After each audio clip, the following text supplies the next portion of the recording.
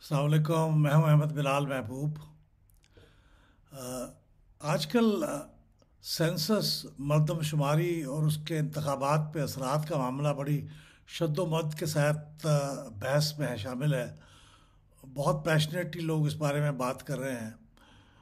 तो उसके बारे में आज दो एक टीवी टॉक शोज़ पे गुफ्तगू करते हुए मुझे एहसास हुआ कि एक दो चीज़ों की वजाहत करना बहुत ज़रूरी है। इसलिए मैं आज ये वीडियो में ये दो बातें आपके सामने रख रहा हूँ।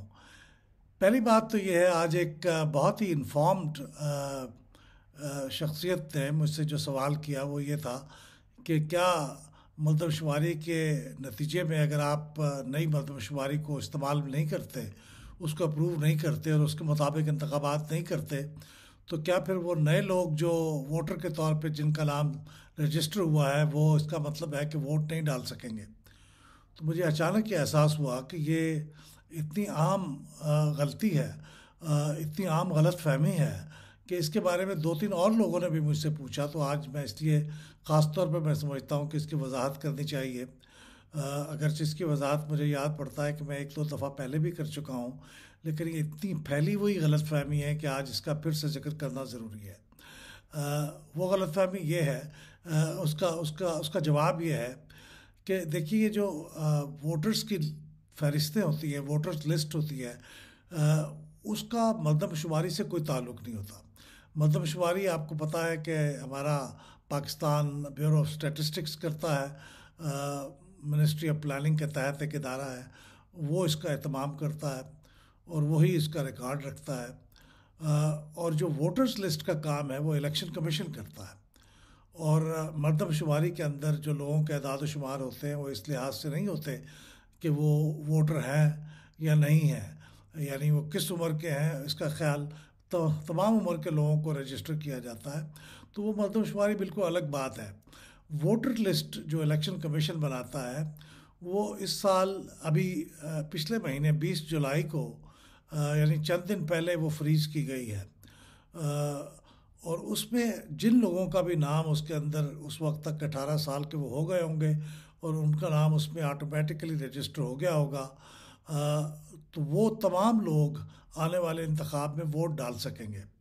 उनको किसी किस्म की कोई ममानियत नहीं होगी, खा आपकी मर्दमशुमारी 2017 की ही क्यों ना इस्तेमाल हो इंतखाबात के लिए, उसमें वोटर्स लिस्ट का कोई अमल दखल नहीं होगा। वोटर लिस्ट लेटेस्ट ही होगी और तमाम लोग, इसलिए किसी तशवीश में मुब्तला नहीं होना चाहिए उन तमाम लोगों को जो नए वोटर्स हैं और वो नए इंतखाबात में वोट डालना चाहते हैं, वो वोट डाल सकेंगे, कोई उसमें तशवीश की बात नहीं है।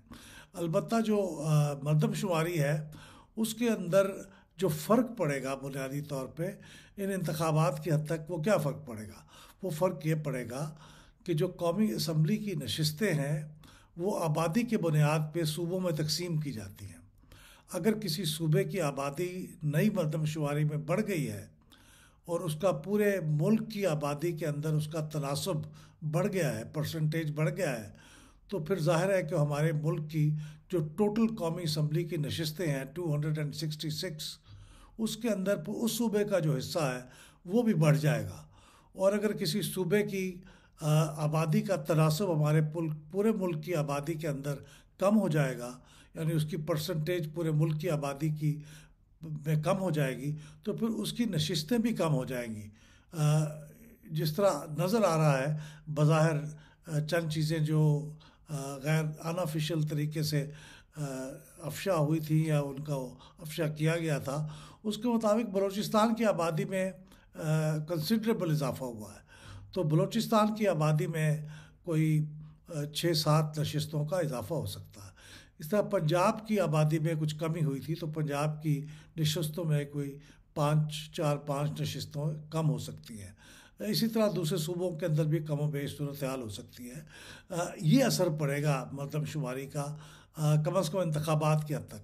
हाँ, मर्दमशुमारी का जो मोस्ट इम्पॉर्टेंट इम्पैक्ट है वो ये होता है कि आपको जो माली वसाइल तकसीम होते हैं मरकज़ की तरफ से, जो डिविजिबल पूल में से आपको जो हिस्सा मिलता है, टैक्सेस इकट्ठे होते हैं, उन टैक्सेस के अंदर मुख्तलिफ सूबों का जो हिस्सा होता है वो हिस्सा आबादी की बुनियाद पे सबसे ज़्यादा افیکٹ ہوتا ہے، یعنی آبادی کا حصہ سب سے زیادہ ہوتا ہے یہ طے کرنے میں کہ آپ کو کتنے پرسنٹیج حصہ ملے گا.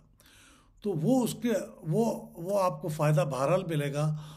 جس صوبے کی بھی آبادی بڑھے گی اس کا شیئر بڑھ جائے گا، لیکن وہ ہوگا نئی اسمبلی کے الیکٹ ہونے کے بعد سے. اس کے اوپر فوری طور پہ تو ویسے بھی اثر نہیں پڑنا تھا. تو اس لیے اس وقت جس کے بارے میں آپ کو سوچنا چاہیے وہ صرف قومی اسمبلی کی نشستوں کے بارے میں ہے، اور صوبائی اسمبلی کی نشستیں ہر صوبے کی جتنی ہیں وہی رہیں گی. لیکن آگے چل کے میں دوسری بات جو ذکر کروں گا وہ اس کے بارے میں سمجھنے کی ہے. تو یہ تو ایک پہلی بات تھی. دوسری بات یہ تھی، چونکہ وزیر اعظم شہباز شریف صاحب نے چند دن پہلے یہ بات کہی ہے کہ جو انتخابات ہوں گے نئے ہونے والے وہ نئی مردم شماری کے مطابق ہی ہوں گے، کیونکہ نئی مردم شماری ہو چکی ہے تو اب یہ مناسب نہیں ہوگا کہ ہم اس نئی مردم شماری جو مکمل ہو گئی ہے اس کے مطابق انتخابات نہ کریں. اس کے بارے میں دو چیزیں ہیں، اس میں دو طریقے سے اثر انداز ہوگی نئی مردم شماری ہمارے انتخابات کے اوپر. پہلی بات تو یہ ہے کہ جس کا میں نے پہلے ذکر کیا کہ جو صوبوں کا حصہ ہے قومی اسمبلی کی نشستوں میں وہ کم اور زیادہ ہو سکتا ہے اس حساب سے کہ کسی صوبے کی آبادی کم یا زیادہ ہو گئی ہے. آبادی کم ہو گئی ہے تو نشستیں کم ہو جائیں گی، آبادی زیادہ ہو گئی ہے تو نشستیں زیادہ ہو جائیں گی. یہ فرق پڑے گا. لیکن یہ فرق پڑنے کے لیے اور اس کے حساب سے حلقہ بندیاں کرنے کے لیے یہ لازم ہے کہ آپ آئین کے اندر ترمیم کریں.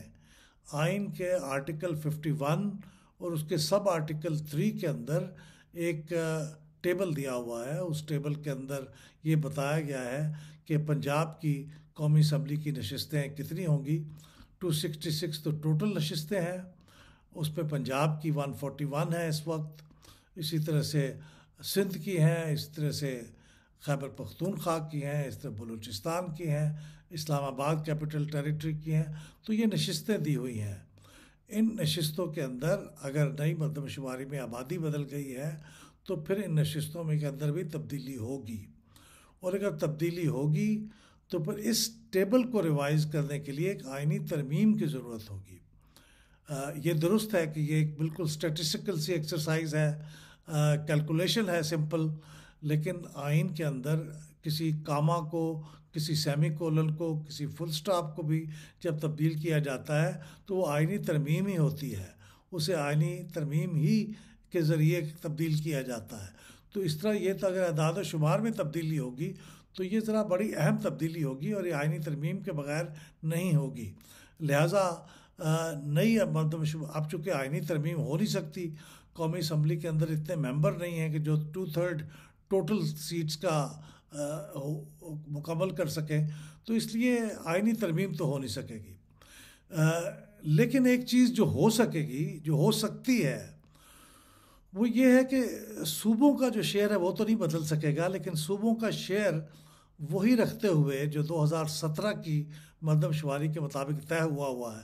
جیسے میں نے مثال دی کہ پنجاب کی جنرل سیٹیں قومی اسمبلی کی 141 ہیں، تو 141 رکھتے ہوئے اب اس صوبے کے اندر، پنجاب کے اندر جو مختلف ضلع ہیں، ڈسٹرکٹس ہیں، ان کی نشستوں کی تعداد جو ہر ضلع کو ایلوکیٹ کی ہوئی ہیں وہ بدل سکتی ہیں.